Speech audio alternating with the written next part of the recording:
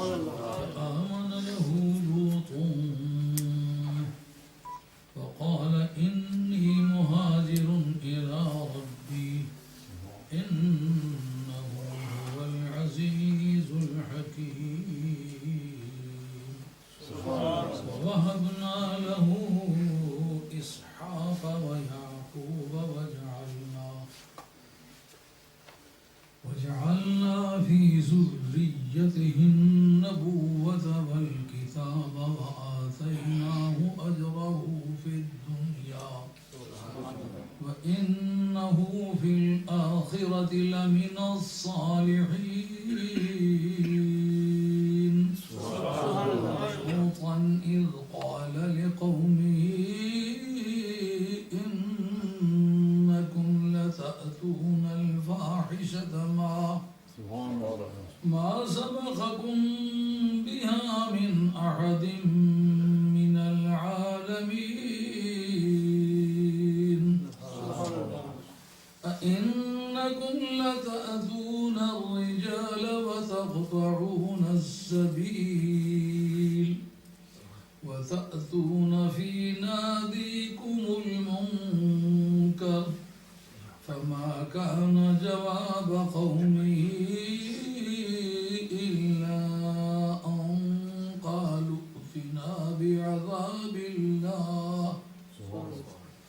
ائتنا بعذاب الله إن كنت من الصادقين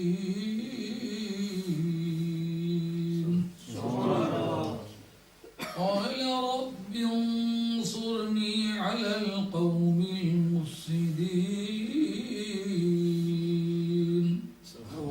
ولما جاءت رسلنا إبراهيم بالبشرى قالوا إنا مهلكو أهل هذه القرية إن أهلها كانوا ظالمين قال إن فيها لوطا قالوا نحن أعلم بمن فيها لننجينه وأهله إلا امرأته كانت من الغابرين ولما أن جاءت رسلنا لوطا سيء بهم وضاق بهم ذرعا فقالوا لا تخف ولا تحزن إنا منجوك وأهلك إلا امرأتك كانت من الغابرين صدق الله مولانا العظيم وبلغنا رسوله النبي الكريم ونحن على ذلك من الشاهدين والشاكرين والحمد لله رب العالمين حضرت حق جل وعلا شانہ وعز اسمہ وتم برہانہ ارشاد فرماتے ہیں فآمن لہ لوط حضرت لوط علی نبینا وعلیہ السلام ان پر ایمان لائے، یعنی حضرت ابراہیم علیہ السلام جس وقت بعافیت نار نمرود سے باہر آ گئے تو اس وقت وہ ایمان لائے۔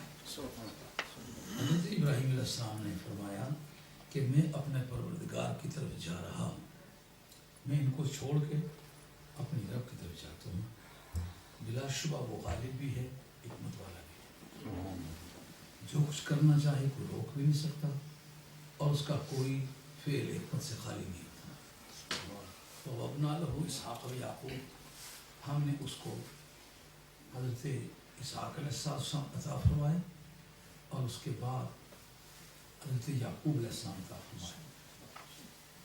وجعلنا فی ذریتہ النبوہ، اور ہم نے اس کی اولاد میں نبوت رکھی، والکتابہ، اور کتاب میں رکھی۔ الکتاب میں الف لام جنسی ہے، مطلب کتاب کی کوئی جنس جو کتاب کے نام سے آئی ہے وہ سب اس کی اولاد میں رکھی۔ وَآتَيْنَاهُ أَجْرَهُ فِي الدُّنْيَا، اور ہم نے دنیا میں اس کو اس کا بدلہ عطا فرمایا۔ وَإِنَّهُ فِي الْآخِرَةِ لَمِنَ الصَّالِحِينَ، اور بلا شبہ وہ قیامت میں ہائیلی کوالیفائڈ لوگوں میں سے، اعلیٰ صلاحیتوں کے لوگوں میں سے ہے۔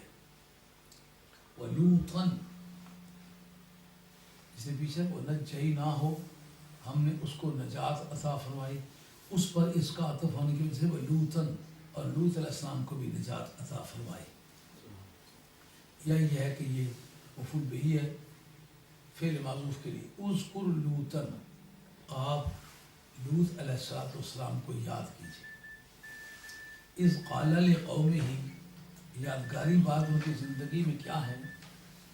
وہ وقت یادگاری ہے جس وقت انہوں نے اپنی قوم سے یہ بات کہی کہ تم ایک ایسی بے حیائی کا ارتکاب کرتے ہو کہ ما سبقکم بہا من احد من العالمین، کہ اس برائی کا ارتکاب نسل انسانی میں اس سے پہلے کسی نے نہیں کیا۔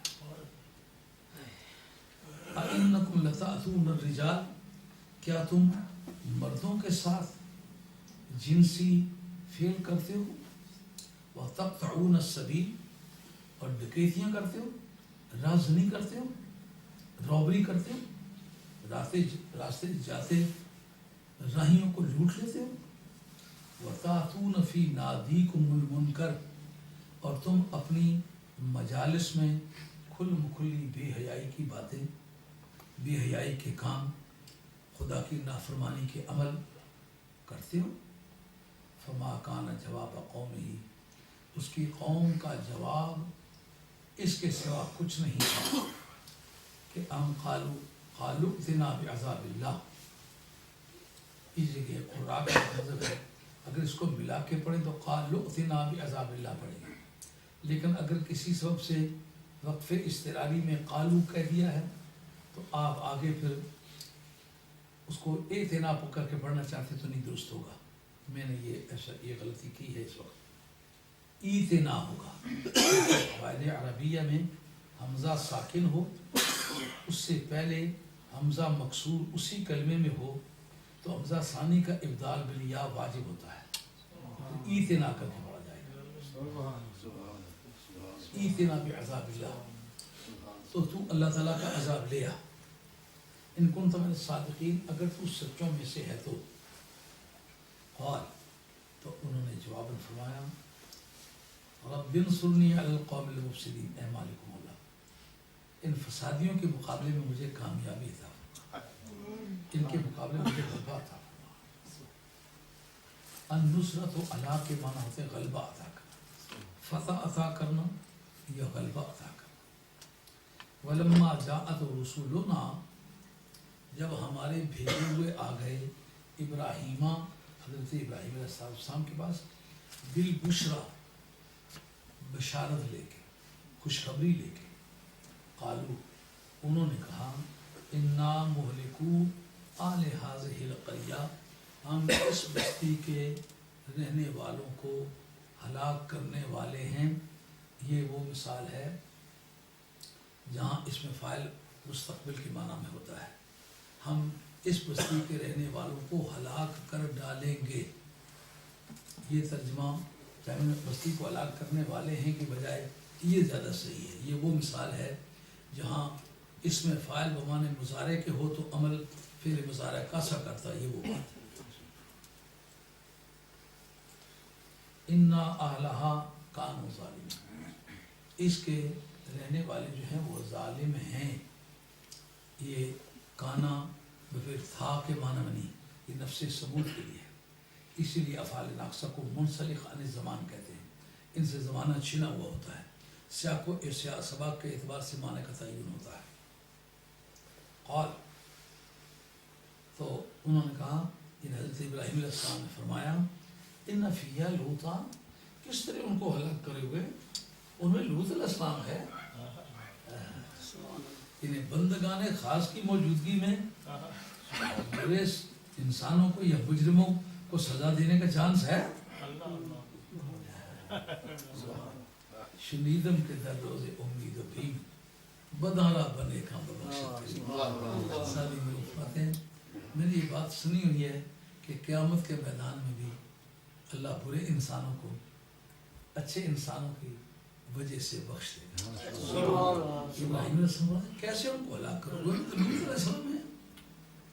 قالوا نحن اعلم بمن فیہا، ان کا ہمیں بہت اچھی طرح سے پتا ہے کہ ان میں کون کون ہے.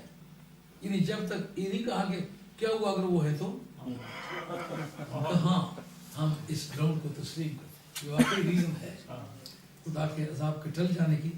لیکن جس وقت ہم عذاب دینا چاہیں گے پہلے بندگان خدا کے دامن سے انہیں معلوم کریں گے.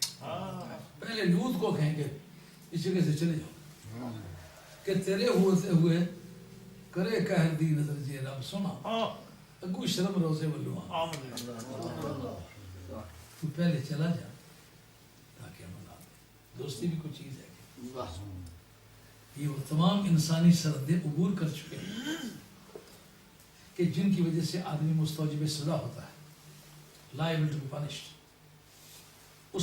ان سرحدوں کو پار کر چکے، لیکن عذاب الہی اس انتظار میں ہے کہ لوط ہٹے تو عذاب الہی. کیوں اہل سنت کا عقیدہ واضح ہوتا ہے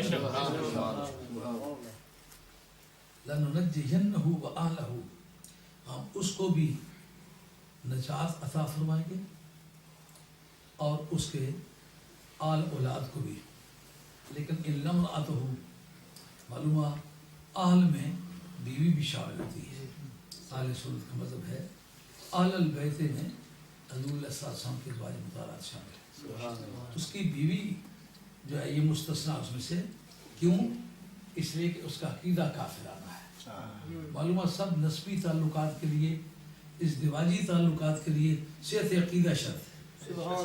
گنہگار صحیح مگر عقیدہ صحیح ہو. باقی ان کے آل کے لوگ جو فرشتے نہیں تھے وہ ان کو کوتاہی ہوگی، کہا ان کو صرف آل ہونے کی وجہ سے نجات عطا فرمائیں گے.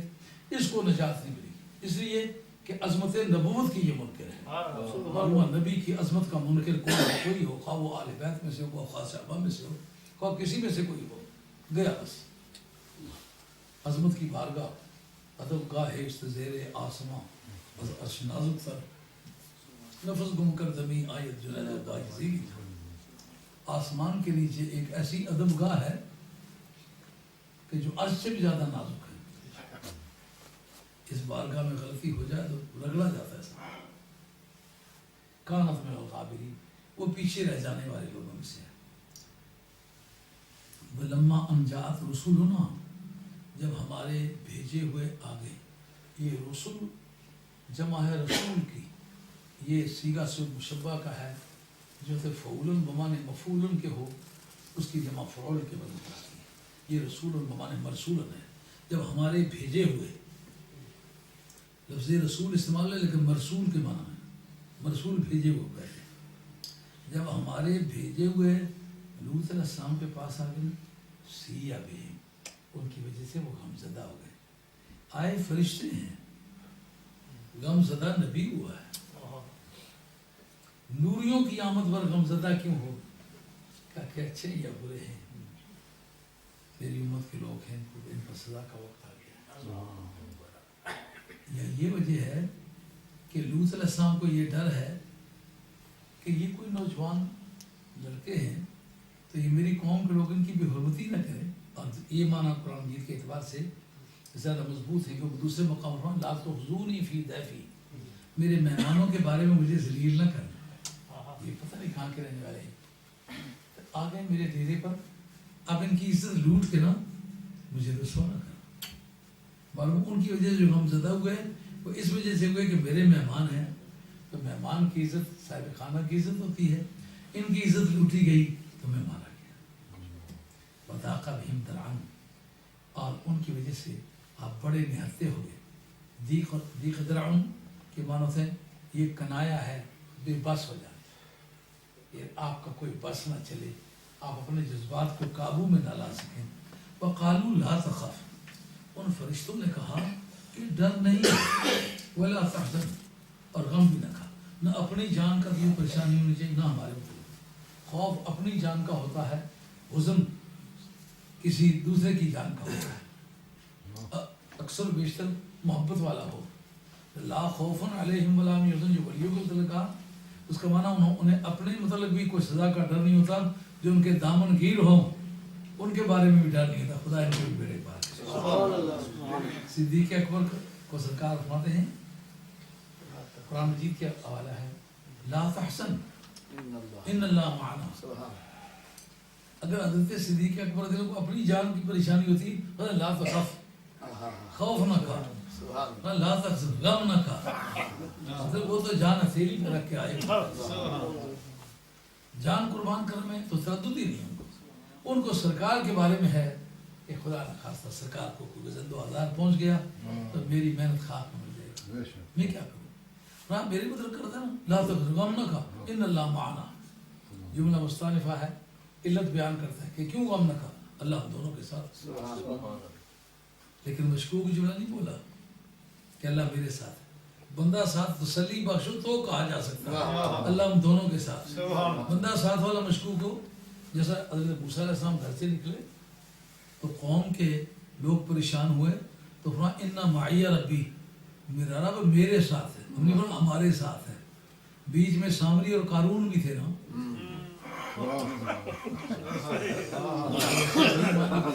یہ کہوں کہ ہم سب کے ساتھ ہے، یہ سچائی نہیں، لیکن تسلی کس طرح کا یہ کہتے ہیں اِنَّ مَعِیَ رَبِّی، بندہ مشکوک تھا ساتھ، اس لیے یہ نہیں کہا ہم سب کے ساتھ ہے۔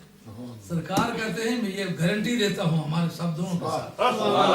نعرہ تکبیر، نعرہ رسالت، شان سیدنا صدیق اکبر، نعرہ حیدری، اِنَّا مُنَجُّوكَ وَأَهْلَكَ، آپ کو بھی بچا لیں گے اور آپ کے اہل و عیال کو بھی بچا لیں گے، اِلَّا امْرَأَتَكَ، سوائے تیری بیوی، کانت من الغابرین، یہ پیچھے رہ جانے والا۔ معلوم ہوا عقیدے کا فرق، عقیدے کی جدائی ادھیڑ لیتی ہے سارے رشتوں، عقیدے کو بنیاد بنا کے نا پھر اپنے قبیلوں کے سفر راستوں پھر ٹھیک رہے گا۔ اِنَّا مُنزِلُونَ عَلَىٰ آلِ هَٰذِهِ الْقَرْيَةِ رِجْزًا مِّنَ السَّمَاءِ، ہم اس بستی کے رہنے والوں پر آسمان سے ایک عذاب اتارنے والے ہیں، بِمَا كَانُوا يَفْسُقُونَ، اس لیے کہ یہ فسق کیا کرتے تھے، خدا کی نافرمانی کیا کرتے تھے۔ آیات سے یہ بات کا تحفظ مستلزمہ آفات کے گوش گزار ہوا، اور میں خاص طور پر اس سلسلے میں علماء کا شکر گزار ہوں۔ میری کوئی بات علماء کے سننے کے قابل نہیں ہے، یہ میرے جیسے سیدھے سادے آدمی کو سننے کی باتیں ہیں، علماء کرام تشریف لاتے ہیں، میں ان کا شکر گزار ہوں، یہ باتیں ان کے اپنے نالج میں ہیں، وہ باتیں خود کوئی جانتا ہو پھر کسی سے سننے کی اس کو آرزو اللہ انہیں جزائے خیر عطا فرمائے، ان کے آنے سے رحمت ہوتی ہے۔ اب دیکھو نا عذاب بھیجنے کے لیے آئے، کہا عذاب تو بھیجنا چاہتے ہیں مگر اس بندے کو بیچ میں سے نکالیں گے جو باعث برکت ہے، تو بندے باعث برکت ہوتے ہیں نا، تو اللہ انہیں السلام۔ اس جگہ پہلے میں عرض کر چکا ہوں کہ گزری ہوئی رات کو درس تھا انہی آیات پر، یہ آخری آیت جو ہے نا فآمن لہ لوط، اس کے بعد یہ فا الفاء للترتیب و تاخیر، فا جو ہے سما سے کم جس میں تاخیر ہوتی ہے وہ فا ہے۔ یہ جس وقت نارے نمرود کا معاملہ گزر چکا اور آپ کا یہ معجزہ حضرت لوط علیہ السلام دیکھ چکے تو اس کے بعد انہوں نے کلمہ پڑھا۔ اس پر میں نے حضرت حیدر کرار کے ایمان پر اور حضرت صدیق اکبر کے ایمان پر کہ پہلے ایمان لانا، جلدی ایمان لانا، اس کی قیمت 70 برس وسط ان کی عمر ہو چکی ہوئی ہے۔ حضرت ابراہیم علیہ السلام کی صاحب مدارک نے لکھا ہے، صاحب جلالین نے لکھا ہے، امام ساوی نے لکھا ہے، اور شیخ سلیمان جمل نے فتوحات الہیہ میں لکھا ہے، اور قاضی ثناء اللہ پانی پتی نے تفسیر مظہری کے اندر لکھا ہے۔ اس آدمی بیان میں یوں سمجھتا ہے شاید حضرت ابراہیم علیہ السلام عمر کے بھی چھوٹے ہی تھے، نوجوان ہی تھے، اب کوئی تجربہ نہیں تھا. نہیں، 70 برس نبوت کی تبلیغ گزر چکی ہوئی تھی اور آپ اولاد کی عمر سے آگے گزر چکے ہوئے تھے. یہ جو آپ کی اہلیہ محترمہ تھی یہ بھی 70 برس سے کوئی تجاوز ہی کرتی تھی. آپ کی چچا تھی حضرت سارہ. اور کل انسانیت میں جو سب سے زیادہ خوبصورت خاتون گزری ہیں وہ حضرت سارہ گزری. صاحب مدارک نے لکھا جو یوسف علیہ السلام کا حسن تھا یہ اصل میں مائی سارہ کا ورثہ تھا. حضرت یوسف علیہ السلام نے اپنی دادی کا ورثہ پایا تھا جس کی وجہ سے حسین تھے. اس پر گفتگو گزر چکے ہیں، دوبارہ اس کو دہراتا نہیں کیونکہ ساتھ یہ ٹیپ ویپ جو کرتے ہیں یہ لوگوں تک ٹیپ میں مہیا کرتے ہیں تو میں چاہتا ہوں وہ ریپیٹیشن نہ ہو. یہ کافی دلچسپ باتیں اس پر گزری ہیں، کافی دیر پر تک بحث اس پر رہی ہے. اس سے آگے ہے ذکر فإن الذکر تنفع المؤمنین کے تحت جناب تھوڑا سا ہمیں بھی شامل والمسک ما کررتہ یتذوب. یہ ایسی کستوری جو گھستے جاؤ تو نئی نئی خوشبو ہوتی ہے. یعنی یہ کوالٹی ہے جلدی ایمان لانا اور پہلے ایمان لانا. حضرت لوط علیہ السلام رشتے میں یا بھتیجے ہیں یا بھانجے سگے. یہ جن تفسیروں کے سب کے نام لیے سب کے اندر یہ لکھا ہوا ہے. یہ تازہ ترین مطالعہ ہے، ایسی کوئی بات نہیں کہ میری تحقیق سے گزری نہ ہو. بھتیجا یا حقیقی بھانجا بھی ہو، نبی کو اعلان نبوت کیے ہوئے کوئی 30 برس سے کم بیش وقت گزر چکا ہو، ابھی ایمان کی بحث نہ چھڑی ہو، آج آگ کو باغ میں تبدیل ہوتا دیکھ کے کلمہ پڑھے، اس کے مقابلے میں جناب حیدر کرار شیر خدا رضی اللہ تعالیٰ سے پہلے، حضرت صدیق اکبر سے پہلے حضرت خدیجہ کبریٰ ایمان لائی. بیوی مرد کو دلیر مان لیتی ہے، بہادر مان لیتی ہے، سخی مان لیتی ہے، وفادار مان لیتی ہے، خوبصورت مان لیتی ہے، بزرگ نہیں مانتی. وہ سمجھتی ہے جس کا جنسی میرے ساتھ تعلق ہے وہ کیا بزرگ ہو سکتا ہے. اگر یہ تعلق حرام ہو تو پھر تو اس کو بزرگی میں شک کرنا چاہیے. تو نبی جن عورتوں سے بچے پیدا کرتے رہے اگر یہ بزرگی کے معنی تھی تو پھر یہ بات ان کی بزرگی کے منافی ہوتی، کبھی پھر نبی نہ ہوتے. کام کے حرام ہونے سے کسی کے قرب الہی پر اثر پڑتا ہے، لیکن اپنا قیاس ان کا. اب جناب خدیجہ کبریٰ جو ہیں ان کا موقف یہ تھا کہ یا رسول اللہ صلی اللہ علیہ وسلم میں نے جب آپ سے نکاح کیا تھا نا تو میرے سامنے وہ شہادت گزری تھی جو ترمذی میں حدیث ہے کہ سفر شام پر اپنے چچا جی کے ساتھ یہ تجارت کے وفد میں گئے تو دوران سفر آیا راہب اپنے گرجے سے اترا، پہلے کبھی نہیں اترا کرتا، پہلی مرتبہ اترا اور آ کر کے گھومنے لگا کجاووں میں. گھومتے گھومتے آ کے جب سرکار کے پر پہنچا تو سرکار کا ہاتھ پکڑ لیا، کہا ھذا سید المرسلین، ھذا رسول رب العالمین. اور ترمذی کی روایت کے ساتھ دوسرے محدثین نے جو روایات کی ہیں انہوں نے کہا خاتم النبیین، یعنی سرکار کے اعلان نبوت سے پہلے سرکار کے آخری نبی ہونے کا اعلان ہو چکا ہوا ہے. جس میں انہوں نے دیکھا یہ جو بڑے بڑے سردار تھے، چیف تھے مکے کے، انہوں نے دیکھ کے کہا کہ ما علمک، ایک راوی نے کہا ما علمک، لیکن اس کے مقابلے میں یہ روایت زیادہ صحیح ہے ما علمک، تجھے کس چیز نے سکھایا، یعنی تجھے کیسے پتہ چلا ہے کہ یہ رحمت اللہ عالمین ہے، یہ رسول رب العالمین ہے. اس نے کہا جب فلاں گھاٹی سے تم اترتے آ رہے تھے نا تو میں نے دیکھا کہ الشجر والحجر یسجدان، پتھر بھی اور درخت بھی اس کے سامنے سجدہ کر رہے تھے. ھذان لا یسجدان الا لنبی، یہ ترمذی کی روایت ہے کہ یہ دونوں سوائے نبیوں کے اور کسی کے سامنے سجدہ نہیں کیا. کیسا خوبصورت فیصلہ کیا ہے، سارے عقل والے تیرے سامنے سجدہ کریں اور جتنے irrational ہے جو عقل نہیں رکھتے وہ نبی کے سامنے سجدہ. یہ دونوں سجدے نہیں کیا کرتے مگر نبی کے سامنے کیا کرتے. اس کی کیا وجہ، وہ جو پاس تھے ان کو وہ سجدہ کرتے نظر نہیں آئے تو جو دور تھا اس کو نظر آ رہے تھے. یہ بالکل ایسی بات ہے جیسا کہ حضرت یعقوب علیہ السلام کہتے ہیں انی لاجد ریح یوسف لولا ان تفندون. سبحان اللہ.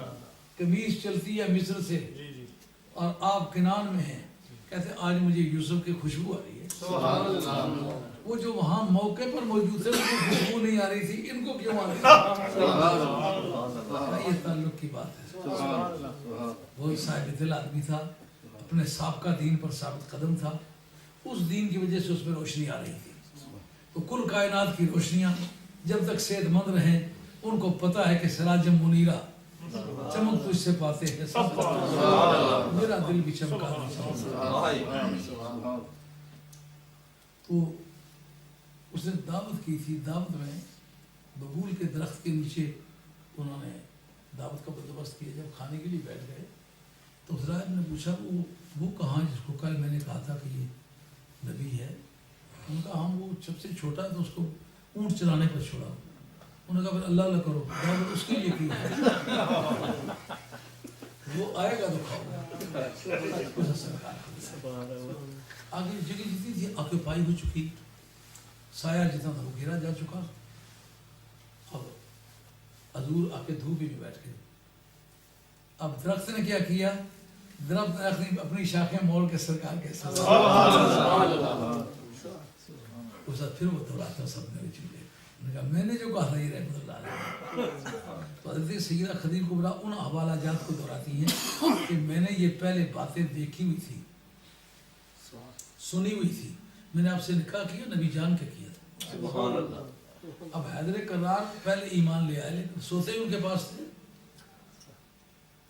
جب تک حضور چھوٹے تھے ان کی اماں کے پاس سویا کرتے تھے، حضرت علی مرتضیٰ کے ابا کے پاس سویا کرتے تھے، ایک گھر کے لوگ تھے.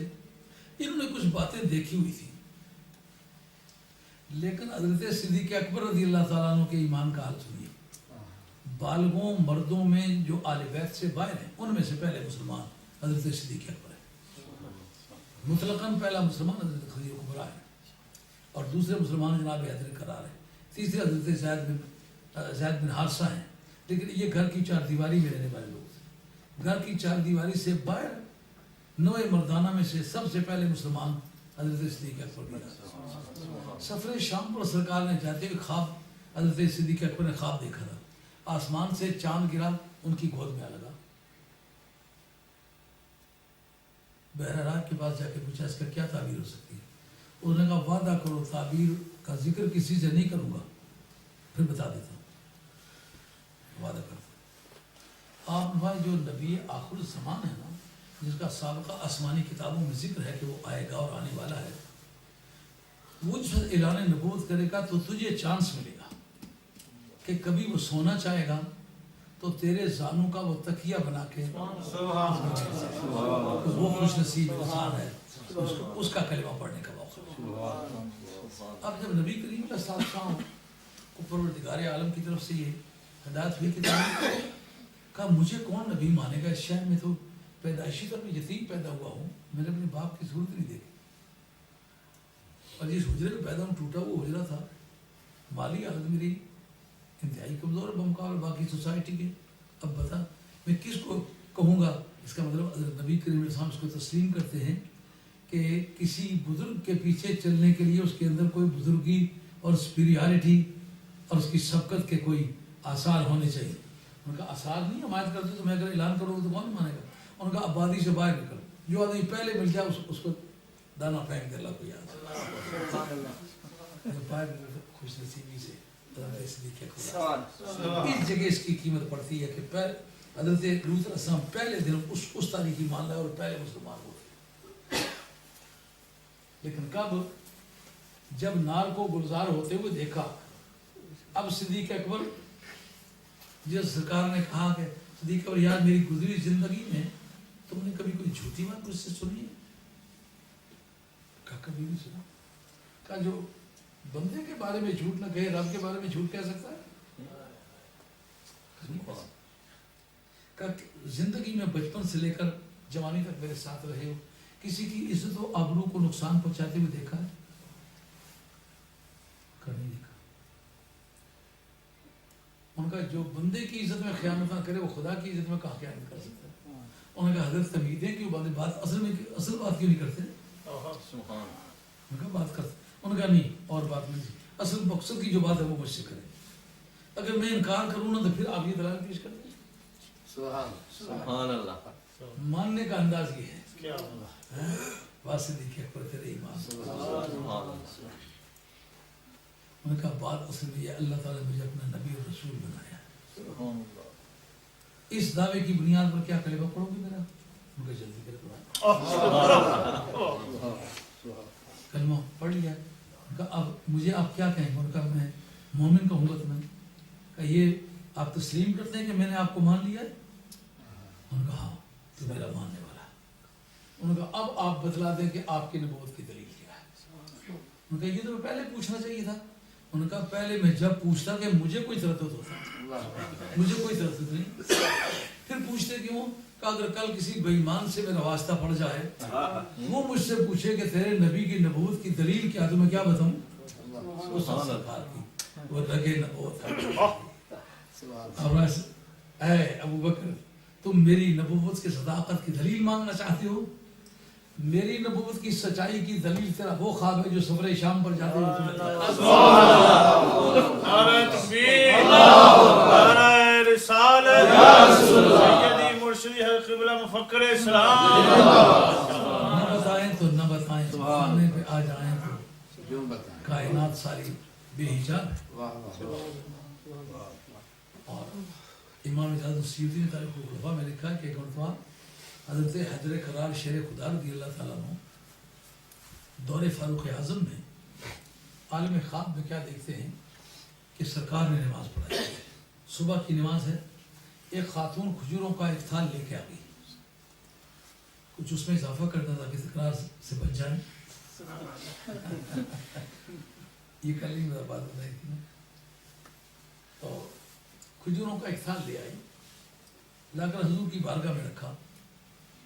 حضور نے دعا مانگی، اس کے بعد کھجوریں بانٹ دی، ایک ایک کر کے دی، زید بکر عمر. لیکن حضرت حیدر کرار کی باری آئی، سرکار نے 2 کھجوریں انہیں عطا. یہ کھجوریں کھا چکے تھے، آنکھ کھل گئی. دیکھا صبح کا وقت ہے، نماز کے لیے مسجد نبی میں جانا ہے. اٹھے مسجد نبی جا کے نماز میں حاضر ہوئے. آگے دیکھا فاروق اعظم رضی اللہ عنہ نماز پڑھا رہے ہیں. نماز سے سلام پھیرا، ایک خاتون کھجوروں کا تشت لے کر کے آ گئی. فاروق اعظم نے دعا مانگ کے سب نے تقسیم کر دی. اب باقی سب کو ایک ایک دی. حیدر کرار کی باری آئی، ان کو 2 دی. دوستانہ تھا، خوش طبعی سے فرمان لگے فاروق اعظم 2 اور دے دیں. اور صدر فاروق اعظم رضی اللہ وہ جو لگے خلافت تھی وہ پھڑ گئی. آپ نے فرمایا اے علی اگر سرکار کی بارگاہ میں سے 2 سے زیادہ ملی، مجھ سے بھی 2 سے اگر سرکار کی بارگاہ سے 2 ملی، پھر مجھ سے زیادہ. دیکھنے والے کی خیامت کی نظر میں. اب مزہ آیا نا کہ 30 سال ہوئے اعلان نبوت کیے ہوئے، پہلے دن ایمان لاتے ہیں سگے بھتیجے ہو کر. صدیق اکبر نہ چچے نہ بھتیجے، نہ بھانجے نہ ماموں، نہ مادری کو رشتہ نہ پدری کو رشتہ، کچھ نہیں لگتے. مکے کے رہنے والے ہیں، وہ مکے قریشی وہ بھی ہیں، قریشی یہ بھی ہیں. لیکن جس وقت بات کی تو دلیل بعد میں مانگی، کلمہ پہلے. اب پتہ چلتا ہے کہ پہلے ایمان لانے کی قیمت. حضرت لوط علیہ السلام اس گھر میں پیدا ہو کے، اس خاندان میں پیدا ہو کے تو 30 برس تک انتظار کرتے رہے، جب تک نار کو گلزار ہوتے نہیں دیکھا، کلمہ نہیں پڑھا. مگر حضرت صدیق اکبر نے نہ نار کے گلزار ہونے کا انتظار کیا، نہ کسی دلیل اور ثبوت کا انتظار کیا، پہلے کلمہ پڑھ لیا، پیچھے دلیل. سبحان اللہ. آگے فرماتے ہیں کہ حضرت ابراہیم علیہ السلام پر جب جناب ایمان لے آئے تو ان کا میں اپنے رب کی طرف جاتا ہوں، وہ غالب بھی ہیں اور حکمت والا بھی ہے. جس وقت چلے تو پیچھے نمرود کی آرمی ان کے پیچھے ڈال دی گئی کہ ان کو پکڑو. یہ پولیس اس وقت نہیں تھی، پولیس کے پہلے بانی حضرت فاروق اعظم، اس سے پیشتر کائنات میں پولیس نہیں تھی. انہوں نے اس کا نام شرطہ رکھا تھا. شرطہ اصل میں کہتے ہیں اس باد موافق کو کہ سمندر میں جس طرف جہاز جا رہا ہے اس طرف ہوا چل رہی ہے، بادبان میں بھر جاتی ہے تو پھر وہ جتنے ملا ہوتے ہیں جتنے کروز ہوتے ہیں وہ اپنی اپنی سیٹوں میں بیٹھ کے ملائی کے گیت گانے لگ جاتے ہیں، وہ ہوا انہیں اپنے منزل پہ لے جاتی ہے۔ اس کا نام ہے شرطا۔ پولیس کو شرطا کیوں کہا؟ اس زمانے میں اصحاب صفہ کے لوگ جو ہے یہ شرطا میں بھرتی ہوئے، ان کا کام کیا تھا کہ رات کو چوکی پہرا لگانا، سرویلنس، چوکی پہرا، انگریزی میں سرویلنس اس کو کہتے ہیں، پتہ نہیں یہاں ہوتا ہے چوکی پہرا کہتے کہ نہیں، پولیس سے پہلے وہاں بھی سرویلنس ہوتی تھی یہاں۔ اس میں بھی 1849 میں پہلی مرتبہ یہاں پولیس ڈپارٹمنٹ ریز ہوا، اس سے پیشتر اس ملک میں پولیس نہیں تھی۔ 1857 کی جنگ آزادی کے زمانے میں ہندوستان میں پولیس ڈپارٹمنٹ ریز ہوا، اس سے پیشتر ہندوستان مغلیہ کے سارے دور میں، خلجیوں کے سارے دور میں، خاندان غلامہ کے سارے دور میں، سبکتگین کے دور میں، الپتگین کے دور میں، سلطان محمود غزنوی کے دور میں اور شمس الدین التمش کے زمانے میں، کسی کے زمانے میں بھی پولیس نہیں تھی۔ پولیس 1857 کی جنگ آزادی میں جب مسلمانوں کو کچھ نہ مراد تھا نا، اس زمانے میں پولیس کا ڈپارٹمنٹ ہندوستان میں ریز ہوا۔ اس لیے یہ کہنا صحیح نہیں کہ نمرود کی پولیس ان کے پیچھے کی، وہ آرمی تھی جو ان کے پیچھے کی۔ یہ جو اس کو آپ عبرانی زبان کہتے ہو نا، جس کو ہیبرو انگریزی میں کہتے ہیں، اس کو عربی میں عبرانی کہتے ہیں۔ ہوا کیا، دریائے دجلہ کو پار کر رہے تھے سرزمین سیریا میں آنے کے لیے، شام میں آنے کے لیے دریا کو پار کر رہے تھے۔ جس وقت وہ آرمی پہنچ گئی، انہوں نے دیکھ کے پہچان لیا، بات کرنے لگے، اللہ تعالیٰ نے وہ جو عراقی زبان تھی نا وہ چھین لی، ان کی زبان پر جاری کر دی عبرانی۔ عبرانی عبور سے ہے، وہ دریا کو عبور کر رہے تھے، عبور کرنے کے دوران وہ لینگویج کورس ہو گیا، اس وجہ سے اس کا نام ہے عبرانی، یعنی عبور کی زبان۔ اب جب وہ بولی بولے تو یہ تو وہ نہیں ہے، چھوڑ کے واپس خدا کے بجانے کے رنگ ڈالے ہیں۔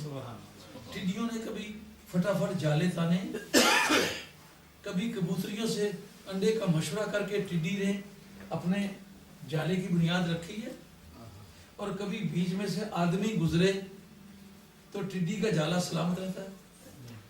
اس پر مولانا ایک بات عرض کروں، اللہ مزرکانی نے بڑا خوبصورت لکھا ہے،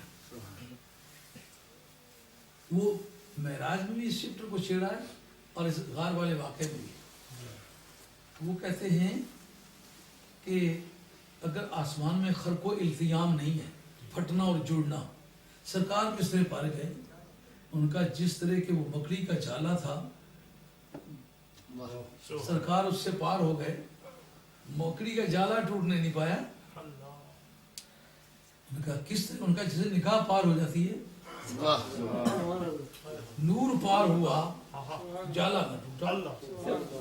ان کا سرکار تو نور ہیں، وہ پار ہو گئے، جالا نہ ٹوٹے۔ ایک اعتقادی یقین اس بات کو تسلیم کرتا ہے کہ سرکار مسلمانوں کے عقیدے کے مطابق نور ہیں، پار ہوئے، جالا نہیں ٹوٹا، پر صدیق اکبر کے گزرنے کی وجہ سے ٹوٹنا چاہیے تھا۔ ان کا جمال ہم نشین در من اثر،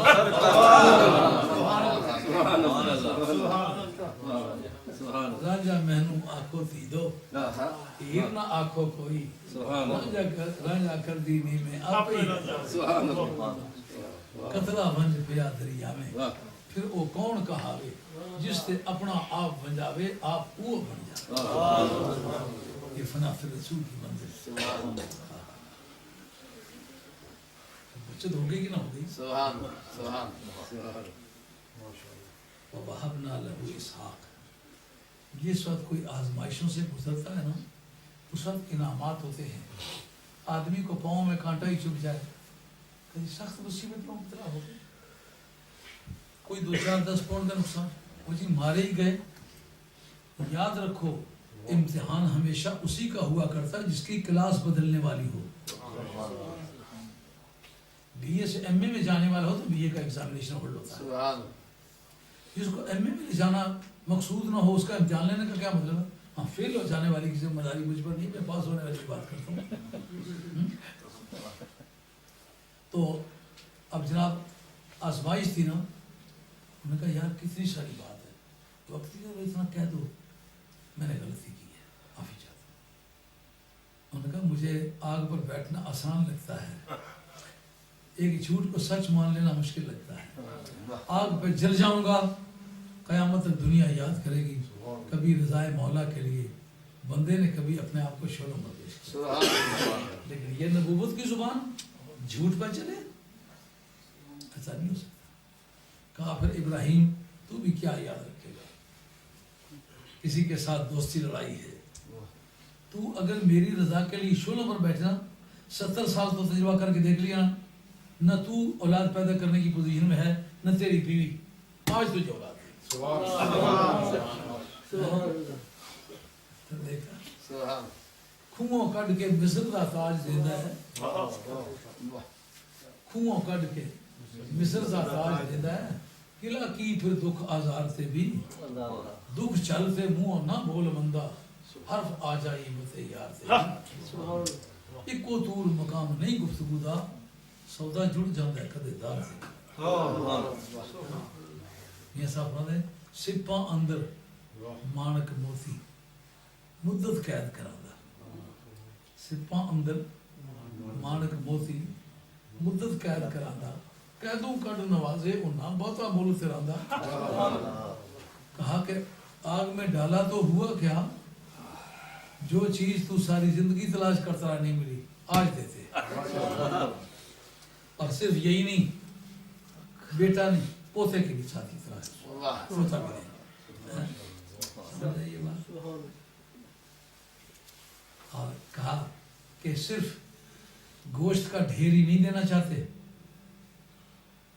کہ صرف راشن کے بیری ہوں، نہیں، وجعلنا فی ذریتہم نبوہ، وہ لطیف ترین ملکہ جو بارگاہ خدا بندی سے خدا کے قریب ترین لوگوں کو ملتا ہے وہ عطا کرتے ہیں۔ فی ذریتہ، ذریت نسب کا نام ہے، کسب کا نام ہے، نسب کا نام ہے۔ اب جب حکم وصف پر مرتب ہو، ذریت فعلیت اس کا بدل ہے، ذریت فعلیت۔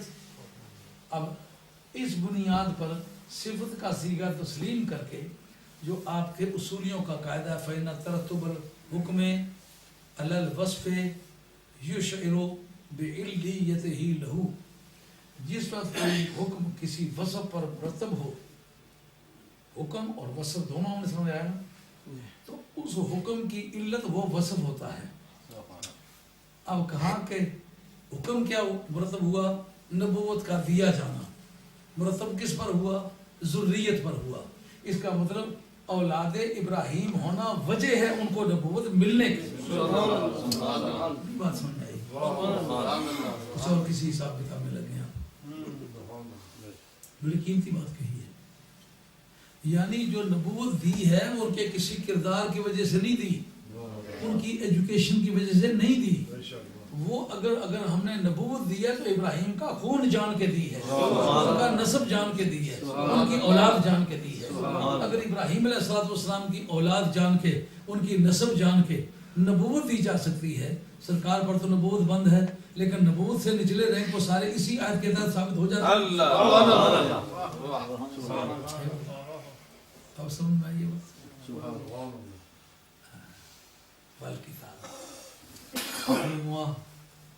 کتاب کا ملنا بھی ایک ایسی چیز ہے جس پر ہدایت کا مدار ہے۔ نبی کی بذات خود جو ذات ہے وہ مجموعہ ہدایت سمجھی جاتی ہے۔ علامہ بدر الدین زرکشی نے البرہان میں بتایا ہے کہ قرآن کی تحقیقات میں یہ بات ثابت ہوئی ہے کہ قرآن کے اندر ہدایت کا لفظ 17 معنوں میں مستعمل ہوا ہے۔ عام جو درسیات ہیں اس میں تو ہدایت کے 2 ہی معنی دیے گئے ہیں، یا منزل کا راستہ بتلانا یا منزل مقصود پر پہنچا دینے، 2 معنی ہیں۔ لیکن علامہ بدر الدین زرکشی فرماتے ہیں قرآن کے کانٹیکسٹ میں ہدایت 17 معنی میں استعمال ہے، ان میں ایک معنی ہے خود حضور کی ذات۔ ہدایت کیا ہے؟ حضور کی ذات، کیونکہ اس کے معنی کیا ہوتے ہیں؟ جو منزل پر پہنچا دینے والی رہنمائی جس سے ملے، کا سرکار مل جائے تو تم ملے ہوتے ساجن مرسی ہونا. یہ ثبوت وہ کہاں سے فراہم کرتے ہیں؟ علامہ بدر الدین زرکشی قوت استدلال میں بڑا ٹھاٹھ کا عالم تھی. یہ بات کرتے وقت نوح کر کے چھوڑ دیتا ہے کہ ان الذین یکتمون ما انزلنا من البینات والہدی من بعد ما بیناہ للناس فی الکتاب اولئک یلعنہم اللہ ویلعنہم اللاعنون. کہ وہ لوگ جو اس چیز کو چھپاتے ہیں جو ہم نے ہدایت اور آیات کی صورت میں نازل فرمائی ہے کتاب میں، اس کو چھپاتے ہیں، ان پر اللہ تعالیٰ کی بھی لعنت ہے، لعنت کرنے والوں کی بھی لعنت ہے. بھائی ہے کن کے بارے میں؟ کہا یہود و نصارہ کے بارے میں. کہا وہ کیا بات تھی جس کو وہ چھپاتے تھے؟ کہا نبی پاک علیہ السلام کی حیثیت کو چھپاتے تھے، جو اوصاف مصطفیٰ تھے، کمالات مصطفیٰ تھے، سرکار کی جو پہچان تھی اس کو چھپاتے تھے. تو پھر ہدایت کا معنی مدلول کیا ہوا؟ حضور کی ذات. ہدایت کو چھپاتے تھے، سرکار کو چھپاتے تھے. سرکار بمانے ہدایت، ہدایت بمانے سرکار. لوح بتو قلم تیرا وجود الکتاب گنبد آبگین رنگ تیرے محیط میں ہوگا.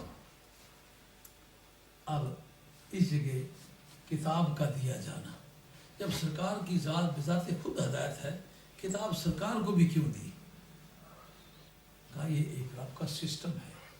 جس طرح رب کی کارکردگی کا یقین کرنا ضروری ہے، رب کے پروسیجر کا بھی، طریقہ کار کا بھی اقرار کرنا ضروری ہے. رب کو ہدایت دینے کی عادت ہے سرکار کی ذات کے ذریعے سے، مگر سرکار کے ہاتھ میں کتاب دی، جس کا معنی یہ ہے اگر سرکار بھی بغیر کتاب کے ہدایت نہ دیں تو پھر تم سرکار کو بیچ میں سے نکال کے ہدایت تلاش کرو تو پھر تو قرآن سے بھی ہدایت نہیں ملے گی. یضل بہ کثیرا ویہدی بہ کثیرا.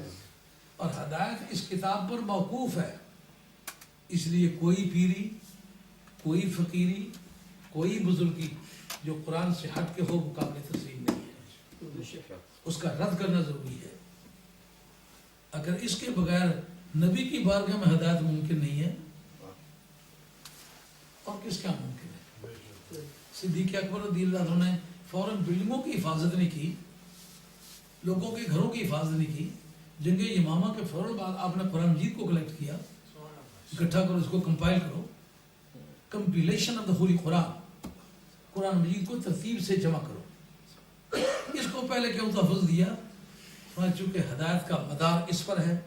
صدیق اکبر تو وہ صدیق ہے کہ تیری زبان سے بات نکلی، خلاف واقع ہوئی، رب نے واقع کی فارم بدل دی. علامہ عبدالرحمن صفوری نے نزہۃ المجالس کے اندر ایک واقعہ دیا ہے. سبحان اللہ.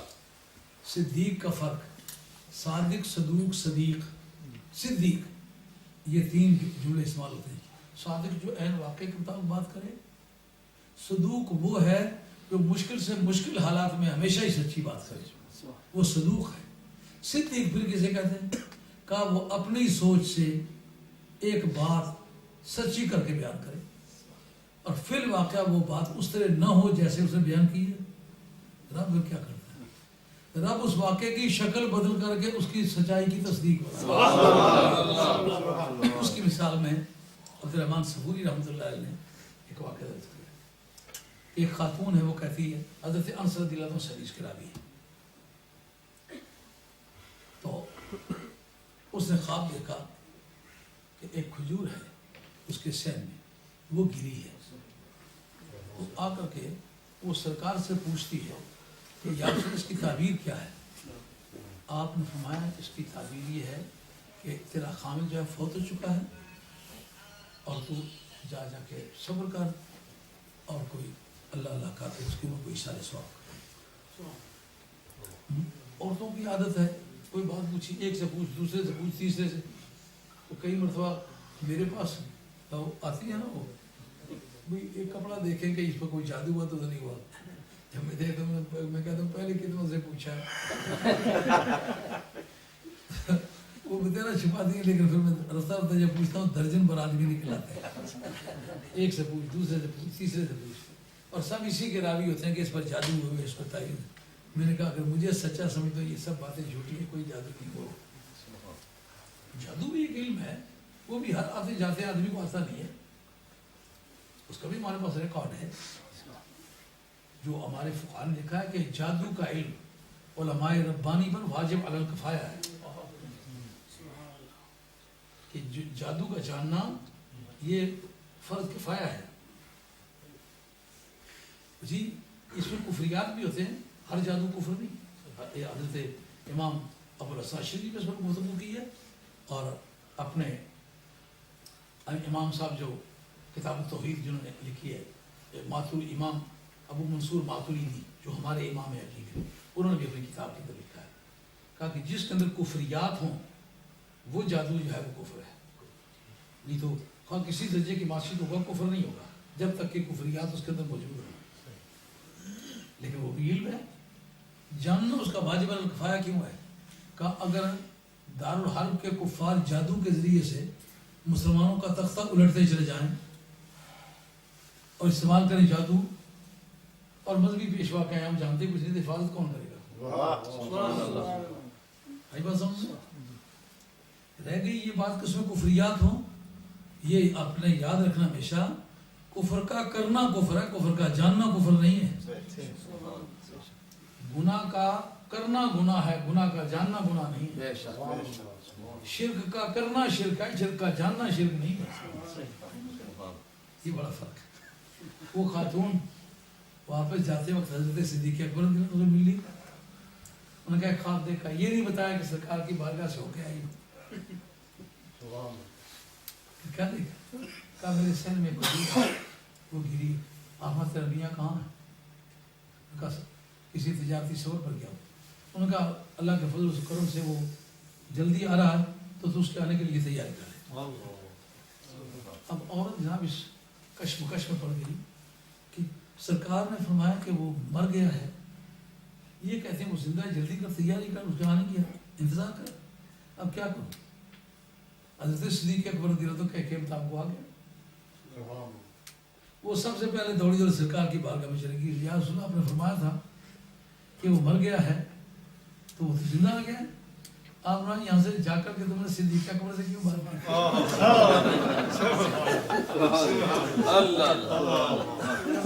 وہ بڑی حیران ہوئی. ان کا اب اپنے میاں سے پوچھ کہ تو مر گیا تھا کہ نہیں مر گیا تھا. جو بات کہی تھی وہ ٹھیک ہے، لیکن وہ جس سے تو نے جا کے پوچھا وہ صدیق ہے. اللہ تعالیٰ نے واقعے کی شکل مرے ہوئے کو زندہ کر دیا. ہم کریں مردہ کو زندہ، کیا یہ ہم سے دور ہے؟ حضرت صدیق کی خاطر ہمیں منظور ہے.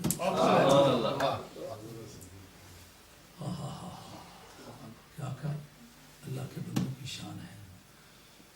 یہ کتاب دی ہے حضرت صدیق اکبر، کتنی بڑی شان ہے.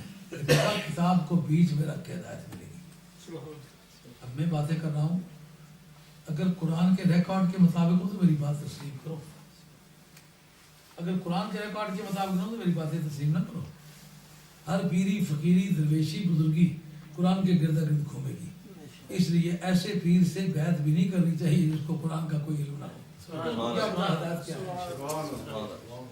یہ ہدی للناس بھی ہے، متقین بھی. میرے جیسے سیدھے سادے آدمیوں کو بھی یہ رہنمائی مہیا کرتی ہے، اور صدیق اکبر جیسے جوان کو بھی منزل مقصود کا راستہ بتاتی ہے کہ ستاروں سے آگے جہاں اور بھی ہیں ابھی عشق کے امتحان اور پائے طلب کے واسطے کوئی جہاں بنا وادی میرو ماہ تو لغزش نیم کام. دیکھا اس کو ہم نے اس کی اولاد میں نبوت بھی دی اور کتابیں بھی. سمجھو کتنا بڑا انعام ہے. اگر اتنے بڑے حادثے سے گزرنے والے اللہ نے مربے دیے ہیں، ان کو حکومت دی ہے، ان کو فلاں ملک کا اختیارات دے دیے ہیں، آپ کے دماغ میں فوراً بات آ جاتی ہاں کام جو بہت بڑا کیا ہے اس لیے بہت بڑا ملک دیا. امریکہ ان کو دے دیا ہے، کینیڈا سمیت امریکہ ان کو دے دیا ہے. یہ 5 بر اعظم جو ہے 7 بر اعظم کے ساتھوں کے ساتھوں ان کو دے دیے. پھر تو بات سمجھ میں آتی. کہا ان کو نبوت دی، ان کی اولاد میں کتاب دی. مرمہ کارخانہ کائنات میں جو نبوت کی قیمت ہے یا جو کتاب کی قیمت ہے، نہ امریکہ کی قیمت ہے نہ ساتھ.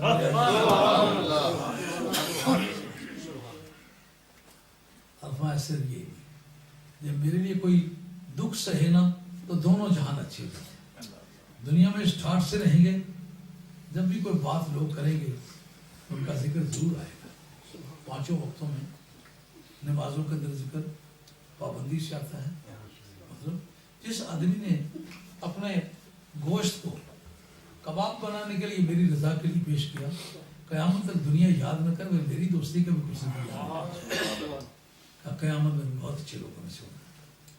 اس کے بعد اور یاد کرو لوط کو، جو اس نے اپنی قوم سے کہا کہ تم تو ایک ایسی بے حیائی کرتے ہو کہ عالم انسانیت میں اس سے پیشتر کسی نے نہیں کی، یعنی جو ہوموجینس کے ساتھ جو سیکشل ریلیشن ہے وہ انہوں نے قائم کیا، تو اس سے بیشتر اولاد آدم نے یہ گناہ کسی نے نہیں کیا تھا۔ ادھر دیکھیں چلے کہاں سے؟ عراق سے۔ حضرت ابراہیم علیہ السلام عراق کے رہنے والے، کوفے کے پاس ایک جگہ کوسا، اس وقت وہاں ڈیرا تھا حضرت ابراہیم علیہ السلام کا۔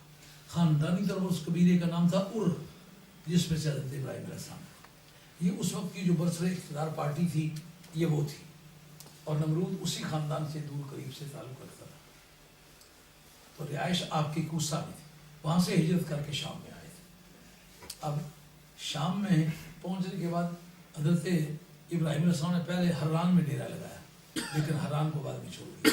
یہ ابن تیمیہ حران کا رہنے والا ہے، جیسے پہلی مرتبہ کہنے یا رسول اللہ کہنا حرام ہے، یہ اسی شہر کرنے والا ہے جہاں حضرت ابراہیم علیہ السلام ٹھہرے نا، ان کا یہ جگہ اچھی نہیں ہے۔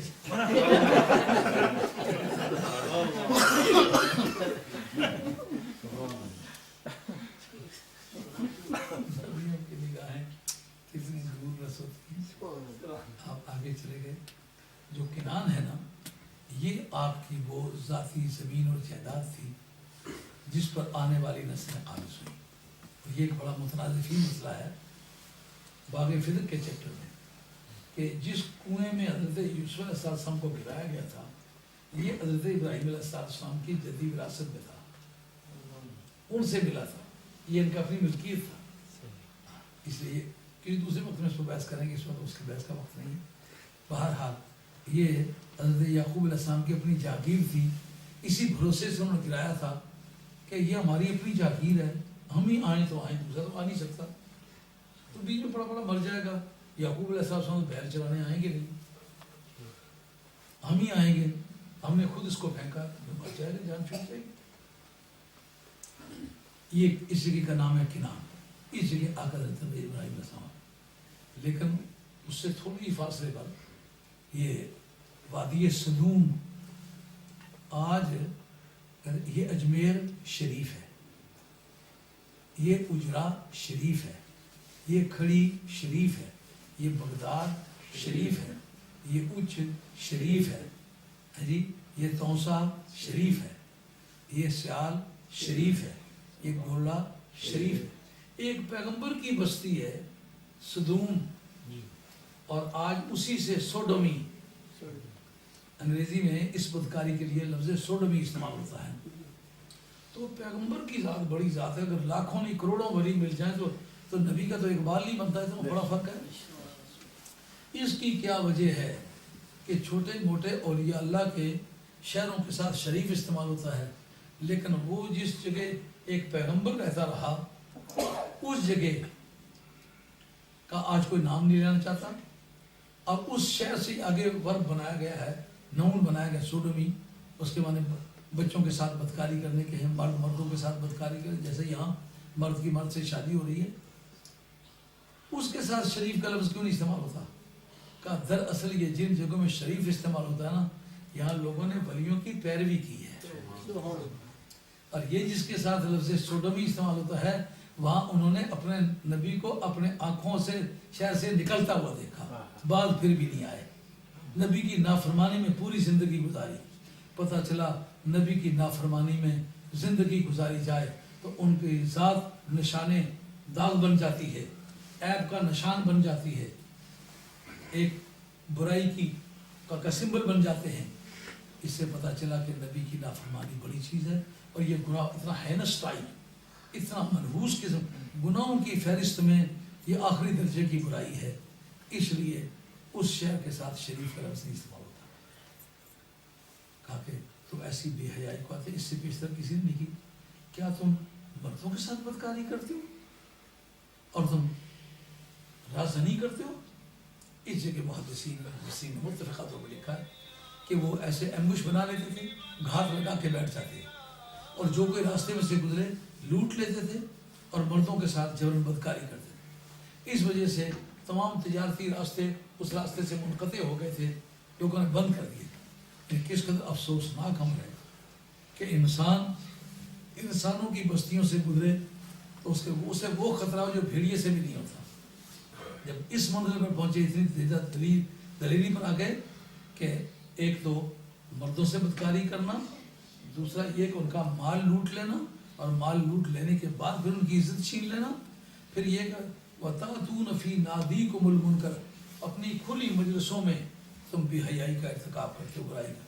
یعنی جو عمل وہ اس طرح کرتے تھے وہ صرف تنہائی میں یا پردے میں نہیں کرتے تھے بلکہ کھلا مجلسوں میں بڑی سے بڑی بے غیرتی کی بات مجلس میں کر ڈالتے تھے, ننگی سے ننگی بات.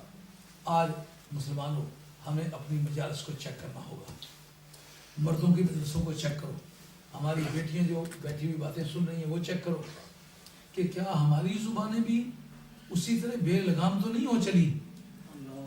کیا ہم بھی اپنی مجلسوں میں حیا اور بے حیائی کی بات میں تمیز کیے بغیر اپنی زبان چلاتے ہیں؟ اگر زبان چلاتے تو وجہ سمجھ لو, ان پر عذاب آنے کی یہ وجہ نہیں یہ تھی کہ وہ سلون میں پیدا ہوئے تھے, ان پر عذاب آنے کی وجہ یہ تھی کہ نبی کی تعلیمات کو انہوں نے پشت دکھائی تھی, نبی کی بات پر انہوں نے تھوکا تھا, اور اللہ اس کے رسول کی نافرمانی میں دلیر ہو گئے تھے. اگر وہ دلیری ہم میں بھی پائی جائے تو پھر اس بات کا ڈر رکھو کہ کہیں وہی سزا ہم پر بھی کہیں مسلط ہو جائے. توبہ کرنے کا وقت ہے. اپنی زبانوں کو لگام دو, اپنی آنکھوں کو کنٹرول کرو, اپنی سوچوں پر پہرے قائم کرو. کلمہ پڑا ہوا ہے. حضرت مرشد رضی اللہ عنہ کے ایک عورت نے آ کے گھیر لیا, اناق اس کا نام تھا, عرب کی حسین ترین عورت تھی. زمانہ جاہلی میں اس کے ساتھ ناجائز تعلقات تھے. تو حضرت مرشد کی عادت تھی رات کو گیا اور جو غریب مسکین دکھیا صحابہ ہیں ان کو رات کے پردے میں اٹھا کے لے آیا اور آ کر محفوظ جگہوں میں پہنچا دیا. اس طرح یہ کہ بعد دیگرے انہوں نے کافی صحابہ کرام کو نجات دلائی تھی. اچانک اس عورت کو پتہ چلا کہ ابو مرشد آیا ہوا ہے. وہ آئی, آگ کعبے کے سائے میں آپ چھپ گئے, لیکن اسے پہچان لیا. اس نے آ کے اسی طرح کی اٹکیلیاں کرنی شروع کی. میں نے کہا بہن اس طرح کی مجھ سے باتیں نہ کرو, میں وہ ابو مرشد نہیں ہوں, میں نے اب سرکار کا کلمہ پڑھ لیا, میں سرکار کا پڑھا ہوں. اب میں تمہاری جوابی کارروائی سے عاجز ہوں. خدا کے لیے اگر اس وقت کی محبت کا تمہیں کچھ پاس ہے نا, اس کے بدلے میں آج تم سے یہ چاہوں گا کہ مجھے چھیڑا. میں کلمہ پڑھ چکا ہوا ہوں اور اتنا یقین رکھتا ہوں کہ میرا اللہ بھی دیکھتا ہے, میرا رسول بھی دیکھتا ہے, اور مجھے اللہ کے بارگاہ میں پیش کیا جانے والا ہے. میں اس یقین کے ساتھ سرکار کا کلمہ پڑھا. اب میں کوئی جرت نہیں کر سکتا. انہوں نے کہا اگر میرے کہے پہ نہیں چلو گی میں شور مچاؤں گی, مکے والے اکٹھے ہوں گے اور تمہاری خوب پٹائی ہوگی, زندہ بچ کے نہیں جاؤ گے. جتنے لوگوں کو تم یہاں سے اٹھا کے لے گئے ہو سب ان کے ریکارڈ میں موجود ہے. انہوں نے کہا اگر مجھے نعرے نمرود میں بھی پھینک دیا جائے نا, خدا کی قسم میں خوشی سے شعلہ پر بیٹھ جاؤں گا, لیکن وہ کام میں نہیں کروں گا جو نبی کے ہاتھ پہ ہاتھ رکھ کے میں نے کہا میں نہیں کروں. سمجھ آ گئی بات؟ یہ طریقہ ہے مسلمان کی زندگی کا. فما کان جواب قومه الا ان قالوا ائتنا بعذاب الله ان كنتم صادقين. ذرا نبی کے جواب میں ان کے اقدامات کا جائزہ لیجیے. ان کی قوم کا جواب اس کے سوا کچھ نہیں تھا, اگر تو سچا ہے تو عذاب لیا. کہ جس کی دکان پہ جو سودا ہے وہ مانگو نا, رحمت مانگو. کوئی ایسے کنسٹرکٹیو قسم کی بات, تعمیری قسم کی بات مجھ سے مانگو. مجھ سے یہ کیوں مانگتا اگر تو سچا تو عذاب لیا. میں عذاب کا دائی ہوں کہ ثواب کا دائی؟ میں کہتا ہوں اگر تم میری بات مان جاؤ تو ثواب سر دست ملے گا, اگر نہیں بات مانو گے تو عذاب قیامت کے دن ملے گا, اور اگر حد سے بڑھو گے تو ایسے دنیا میں بھی عذاب آ سکتا ہے. ان کا جو دنیا میں تم دھمکیاں دیتے ہو بس وہ پٹاری میں تمہاری جو سانپ ہو نکال کے دکھاؤ. اس وقت آپ کی زبان سے نکلا قال رب انصرنی علی القوم المسلمین. لیکن یہ فسادی لوگ ہیں نا, ان پر مجھے کامیابی دو۔ اب فساد کی ان کی بنیاد کیا ہے؟ خدا اور اس کے رسول کی نافرمانی، آسمانی قانون کی مخالفت۔ آج سمجھتے ہیں جو آدمی جھگڑا لڑائی کرے صرف وہی فسادی ہے، ان میں جھگڑا لڑائی بھی تھا، رازہ نہیں جو کرتے تھے، لیکن بنیادی بات کیا تھی؟ بنیادی بات اللہ اور اس کے رسول کے قانون کی سچائی کو نہ تسلیم کرنا، خدا تعالیٰ کی قانونی بالادستی کو تسلیم نہ کرنا، اور نبی کی ریپرزنٹیشن کو تسلیم نہ کرنا کہ یہ اللہ تعالیٰ کا ریپرزینٹیٹیو ہے، اس کا نمائندہ ہے، اس نے بھیجا ہے۔ تو اللہ کی بات ہے وَلَمَّا جَاءَتْ رُسُولُنَا ابراہیم بالبشریٰ، جب فرشتے آئے نا ابراہیم علیہ السلام کو کہا تو میں بیٹے کی خوشخبری سنا دے، آگ کے شعلوں میں بیٹھے تو ہو، نقد بیٹا دے گی ایک، اور بیٹے کے بعد میں پوتا عطا فرمائیں گے، اور لیکن تمہیں قالو انا مولکو آل ہذہ القریہ، اس بستی کے رہنے والوں کو ہلاک کریں گے، ان آلہا کانوا ظالمون۔ وجہ بیان کی، کہا ان کی وجہ یہ نہیں کہ اس بستی میں رہتے ہیں، اصل وجہ خدا کی سرحدیں توڑتے ہیں، من یتعدی حدود اللہ فاولئک هم الظالمون۔ جب کسی جرم کی سزا پر وجہ بیان کی جائے تو پھر نہ وہ جرم مراد ہوتا ہے نہ وہ سزا مراد ہوتی ہے، بلکہ مراد یہ ہوتی ہے کہ علت حکم یہ ہے اس طرح کے فعل کا ارتکاب، نتیجہ یہ عذاب۔ بتایا کہ اللہ کی جو سرحدیں توڑتے تھے نا وہ وجہ تھی عذاب الہی کے آنے کی۔ تو اگر آج کوئی اللہ کی سرحدیں توڑے تو کہے میرے متعلق تو یہ نہیں ہے، نہیں، قانون کی زبان کہتی ہے تیرے متعلق بھی ہے۔ خدا مجھے کبھی توفیق نہ دے، لیکن اگر میں بھی کروں تو پھر مجھے بھی یہ نہیں کہنا چاہیے کہ یہ میرے متعلق تو نہیں ہے، یہ تو فلاں قوم کے متعلق ہے۔ رب نے سزا اور سزا کی وجہ بتا دی ہے، اس وجہ کے ساتھ اس سزا کا تعلق ہے، جب وہ وجہ لوٹ کے آئے گی سزا لوٹ کے آئے گی۔ آگے اللہ تعالیٰ فرماتے ہیں کہ جو حضرت ابراہیم علیہ السلام نے سنا، انہوں نے کیسے ان پر تم سزا بھیجو گے، کیسے عذاب لاؤ گے؟ کیونکہ نفی لوطن، یہ آل سنت کا جو عقیدہ یہ سمجھ آیا ہوں عذاب دینے کے لیے، اور ان کے اس فعل کی وجہ سے رات جاتے رائیوں کو لوٹتے ہیں، ان کی عزت لوٹ لیتے ہیں، بچوں کے ساتھ اور مردوں کے ساتھ بغیر عمر کی تمیز کے، بڑوں کے ساتھ بھی چھوٹوں کے ساتھ بھی بدکاری کرتے ہیں، کہ ان کے اس فعل کی وجہ سے عذاب دینے آئے ہیں۔ حضرت ابراہیم علیہ السلام نے یہ نہیں فرمایا کہ اس جرم کی سزا اس طرح نہیں دی جا سکتی، یا یہ ایسا جرم نہیں ہے جس کی وجہ سے پوری قوم کی قوم کو سزا دی جائے۔ آپ نے اس وجہ کو تسلیم کر لیا، کہتے ہیں یہ وجہ کافی، اس کو کہتے ہیں وجہ کافی ہے سزا کے لیے، لیکن پوچھنے والی بات یہ ہے جب لوط ان میں موجود ہوگا تو کس طرح سزا ہے؟ اس عقیدہ کیا ملا؟ معلوم نیک لوگوں کی موجودگی میں، نیک لوگوں کا وجود قوم کی بچت کرتے ہیں۔ کئی جگہوں میں نہیں دیکھا گیا، یہ میرے ساتھ ہے راج صاحب، ان کے ہاں ایک لطیف اللہ شاہ صاحب ایک بزرگ ان کا مزار ہے، ان کے گاؤں میں کبھی چوری نہیں ہو سکی، زندگی بیتا ہے، یہ لوگ بڑے خاصے نواب قسم کے راجے ہیں، ان کی خاصی دولت ہے، آگے پیچھے چوریاں ڈکیتیاں ہوتی نہیں، ساری زندگی ان کے ہاں چوری نہیں ہے۔ کیوں؟ ایک درویش ولی کا مزار ہے۔ سبحان اللہ۔ میرے نانا جی صاحب رحمۃ اللہ علیہ، آپ کے دربار میں سے اسلم نامی ایک آدمی تھا، فوت ہو گیا ہے، بڑا پہلوان آدمی تھا، اس نے کوئی چوری کے دانے وہاں سے اٹھائے، جب اٹھاتا ہے نابینا ہو جاتا ہے، جب واپس رکھتا ہے پھر بینائی ہو جاتی ہے، 3 مرتبہ اٹھائے، 3 مرتبہ رکھی، اب تیسری مرتبہ جب اٹھا کے جب کہا کچھ بھی ہو اب لے کے جاؤ، اب جناب اسے بالکل کوئی نشان بھی پتہ پھرے ہی، کوئی 2 گھنٹے 4 دیواری کے اندر پھرتا رہا، آخر میں کہتا ہے کہ اب مجھے نجات ملے، اب میں آئندہ کبھی ایسا نہیں کروں۔ وہ خود اس کا راوی ہے، کہتا قبر سے آواز آئی کہ اب تیری نظر پہلے کی طرح نہیں رہے گی، ایک نشان رہے گا کہ عالم شاہ کے دربار میں تو چوری کے لیے۔